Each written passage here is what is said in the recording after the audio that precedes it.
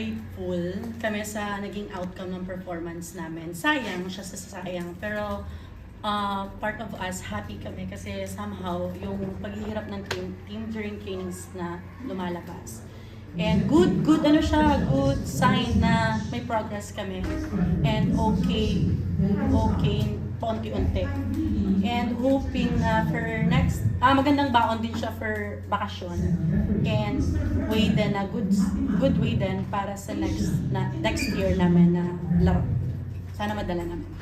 Same question. We're starting the lineup. Kasi kami place job.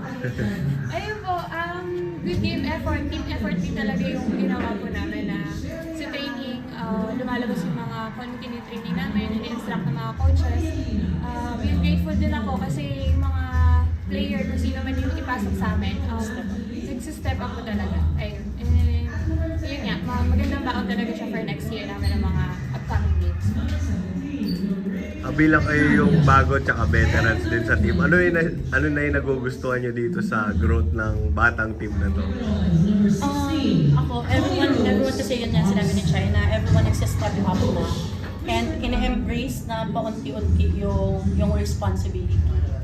And mas magaan ng trabaho kasi pag lahat nagsi-step up, even from our second six. And credit din namin yung diskarte ng coaching staff kung paano niya piniikot and nilaro yung tao during the game. So, in-game adjustments. So, yun. So, marami pa kami matutunan kasi tulad nga niyan, credit sa laro ng Creamline, alam naman natin paano talaga maglaro ng Creamline, di ba? So, kami naman lumalabas pa din yung pagkabata ng team, pag ganong pumpukan talagang games, lalabas talaga siya. So, bilang bagong team, pagtatrabahuan namin, kasi hindi naman siya excuse hanggang sa matapos na dahil bago. So, at least, naging good itong motivation for us na pagbutihan pala yung practice and games. Wala. Ano lang yung nagugustuhan mo dito bilang leader, isa sa mga leaders? First namin na fifth set talaga yun na game. Ayun, good experience talaga siya sa amin ng mga bago din and sa team. Kasi babuunin namin sa mga next game namin and ayun. And siguro, anong ulit ang question?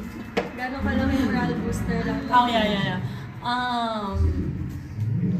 Yun nga, kasi nga, alam ko naman ng Creamline, standing ng Creamline, ilang championships ng Creamline, and nakakasabay kami.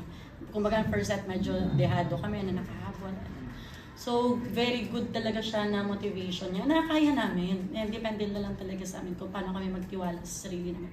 And kung paano namin laruin yung laro, paano namin kung paano dumiskarte yung setter, kung paano kami mag-adjust and mag-adapt during in-game adjustments.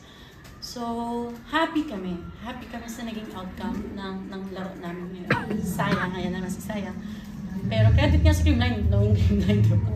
So, happy kami. Overall, happy kami sa naging outcome.